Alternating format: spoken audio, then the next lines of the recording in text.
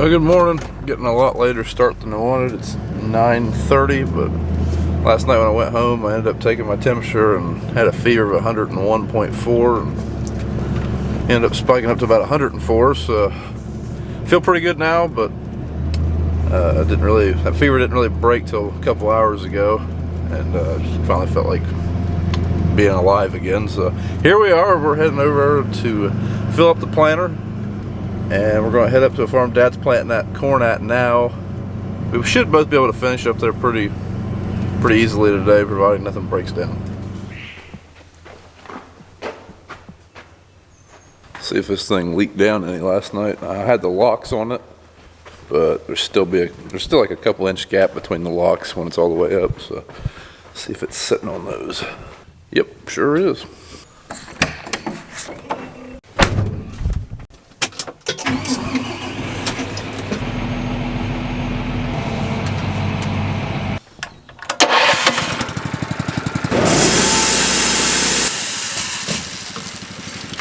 Alright, we are finally heading to the field. I'll try to at least get something done today, maybe.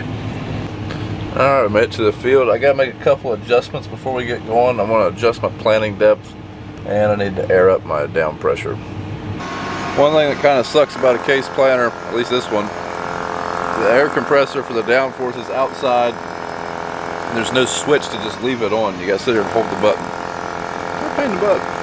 I usually fill it up with the air compressor on my pickup, but I forgot my pickup's not here.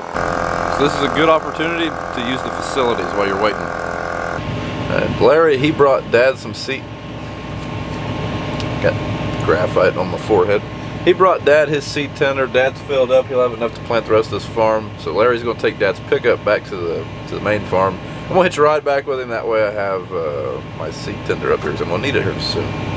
Alright, maybe now we can get something done. Dad's planting in the field right beside me. He's just about done though.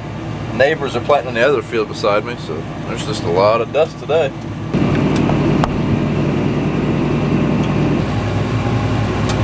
Oh, we're almost done with this field. We got a 95-acre field just down over the hill here, so that's where we're heading next. Okay, everybody, here we are planting corn today. Here at this farm, down the bottom, we got a new field. Same field, but we just farm in a different way, so I don't have AAB lines, so I had to mark a whole new line.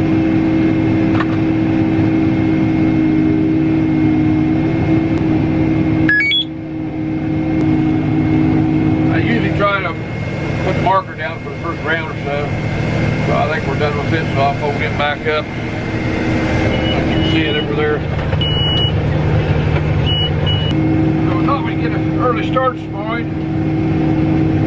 Sprayed all day yesterday, and then put on burn down for beans for Brian plant. Got that done and put on a little bit 28 last night, yesterday late. And the GPS guy, Evan Watson, he got from CSAG update the Trimble monitor, and he got here about 10 o'clock. Well, not quite 10, but about dark. Got done about 11 o'clock, so got everything working. I thought we was good to go early this morning, so we got started. Tom got everything, corn loaded up, got over here. Probably 9 o'clock. Well, you know, had to mark a new line in this field up there off the hill. One mark a line, couldn't figure it out. The menu was all different, so I had to change it around. On the phone with him for a good while before we got to work. Then we got that straight, we got a line, and made around, then it wouldn't come back, then it wouldn't lock over the line. So I don't know what we did, messed around, other settings, and finally it started working. So.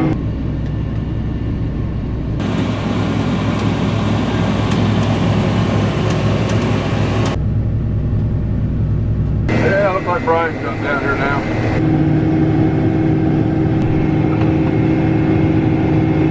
Alright, pictures my ag cams here. What I see, I got one of them pointed at one of the units. The other one's pointed across the back here. And you can see that wheel there turning. Right there is the drive wheel. Drives the planter. And when I get down at the end, we'll raise it up and it'll stop. I'll show you that when I get down here. I'm going to take one of them, I think, put them on top of the back of the tractor here. I can see the planter better. See if I'm maybe the front of the planter sometime. See the wheel raise up there as the planter goes, it stops turning. Wait, see it stop turning.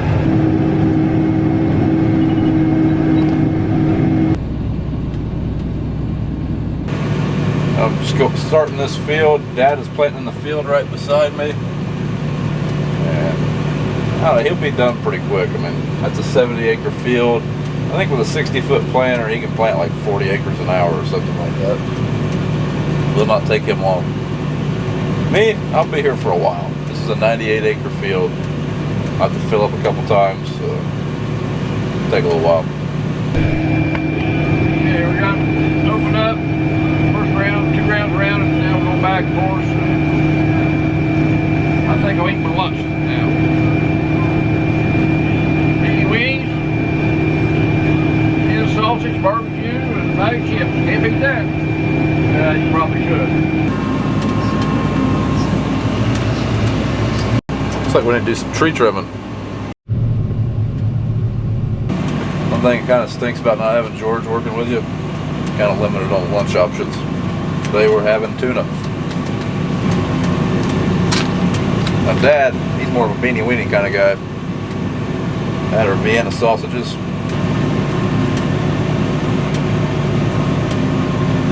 Oh yeah, pick it up off the floor and you still eat it.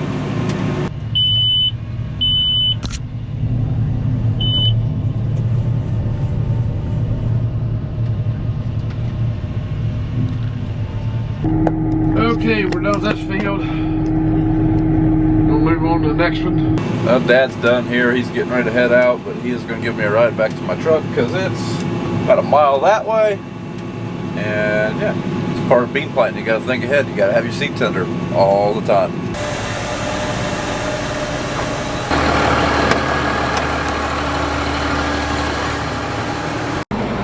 Heck of a taxi. Maybe it was Uber. Might have been an Uber. That shouldn't be hanging there. That is the piece that you use to raise that unit up if you're planting corn and only want to use 30-inch rows. Looks like the nut had worked its way off there. I don't have the right hardware, but I have one that'll fit and that'll work. You hear that noise? For whatever reason, in that part of the field, there must be some kind of interference because that radio usually doesn't give me any fits. But it's done that every time I've been in that part of the field. Okay, we're moving down to the bottom to another farm and filled up the corn, put another amount out, so we put another 50 units in. About 80 acres down there, 85, so plant this down there tonight.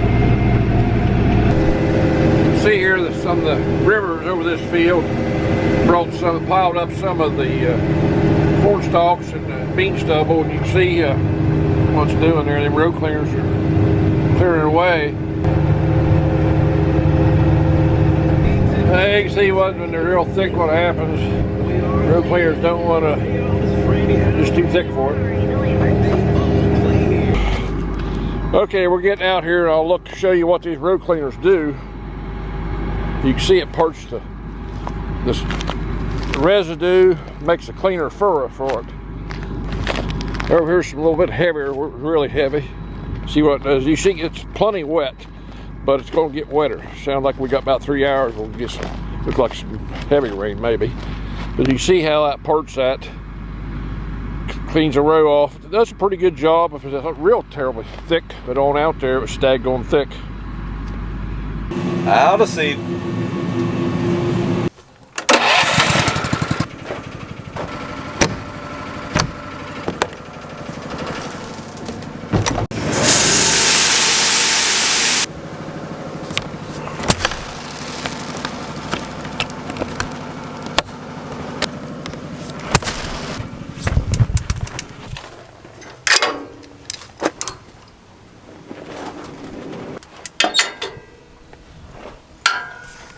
Alright, should be good for about 165 acres.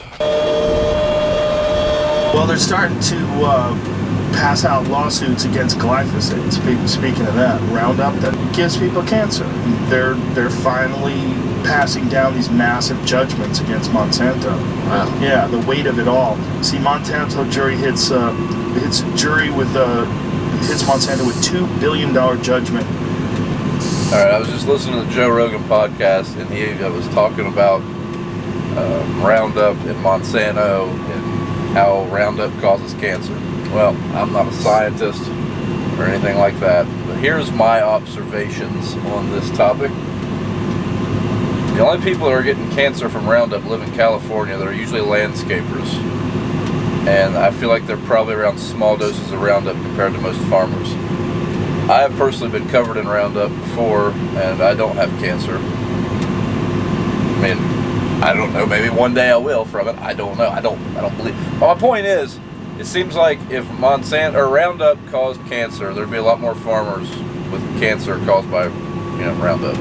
Now, I'm not defending Monsanto. I have no love for Monsanto. I don't think very many farmers do, but that just seems like something that is incorrect. I don't know.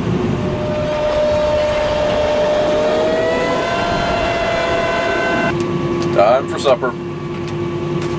Alright, we're done with this field. We're done with everything on this farm now. So we're going to move down the road.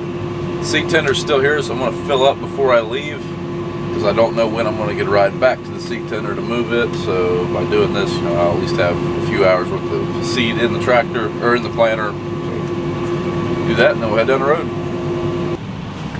Good God. Put that back on real quick. Just getting to the next field. We got 60 acres right here. It's in 4 different fields though, but there's rain coming. I've got 150 acres behind me that if it wasn't for the fact this rain was coming, I'd go ahead and do that, because I'd be in that field the rest of the evening. But this way, I don't want to get halfway done with the field and then it rain us out for weeks and beans might be coming up. So that's why we're doing these little fields first. Alright guys, today's Q&A. One thing I've been asked several times, especially with some of the technical difficulties we've had, is all this technology really worth it? People point out it just seems like a lot of headaches and stuff. Well, it is from time to time, but yes, it is definitely worth it. I mean, there are times these monitors just drive you absolutely crazy. They're always beeping, something's always wrong. Sometimes they don't work. Sometimes you're waiting on your auto steer to boot back up, stuff like that. But in the long run, all that stuff makes you more efficient, it helps save money. For example, Dad's tractor, his GPS was down for some reason. Something wasn't working right on it. Well, when that's not working right, none of his row shutoffs work. Well, corn is expensive. Bags of corn are like $200+ a bag. His row shutoffs save a lot of corn. So, I mean, yes, it is worth it. And, the long hours you're working, the auto steer definitely helps relieve a little bit of fatigue. Plus, you can do things like talk to a camera instead of drive the tractor. That was a joke. But you can pay more attention to what's going on behind you instead of focusing on driving. You can watch your planner. I mean, lots of benefits to auto steer. So yes, it is worth it. All these, like the iPad in the cab, it is worth it in my opinion. Having all your planning data on an iPad that you can walk out into a field, draw a circle where you had a problem, and then come back to it at harvest or whenever. All that stuff is worth it to me. Okay, I don't know if you can tell, but it's starting to get a little dark here, so turn the lights on. Got about 10-12 acres left here to be done in this field.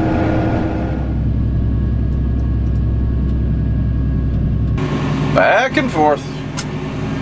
Back and forth.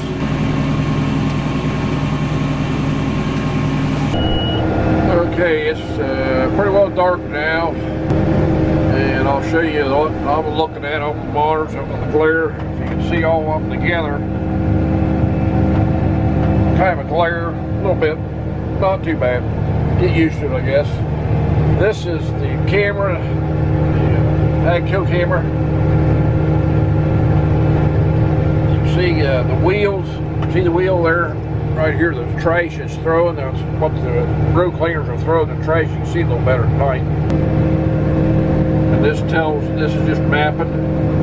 The yellow is right at, I got a couple units, it's a little bit heavier and more population. That's what that is, different population. I'm right on the breaking point of the line there between 32.5 and what, 36,000 or so. This monitor up here more or less steers. You see the line there, maybe? I think you can see it. Now it's telling me I'm coming to the end of the row. So when you fall asleep, it'll wake you up, hopefully. It works. See it painting as I get to the end of the row. I'll pick up. That's what tell me to quit planting. Go to the end of the row. And I'll let it down and it'll start painting. It gets into the green there. It'll start planting.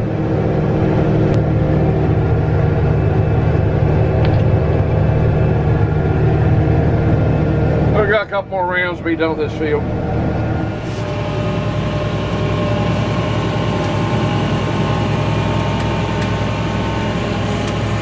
Looks like Dad's heading to the next field. On to the next field. Change all these monitors over, we'll be off.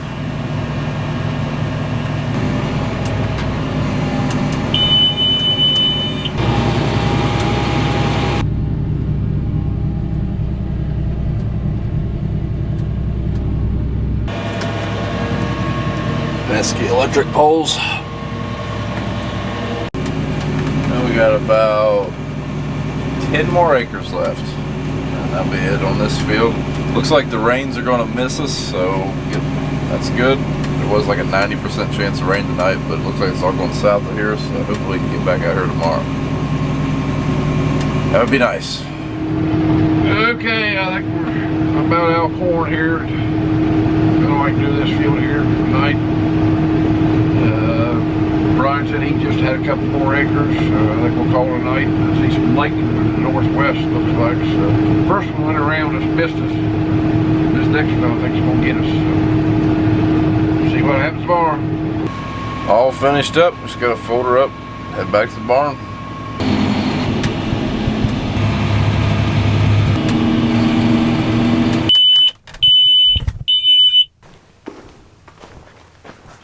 Just to be safe, I'm gonna put the hydraulic stops on this thing.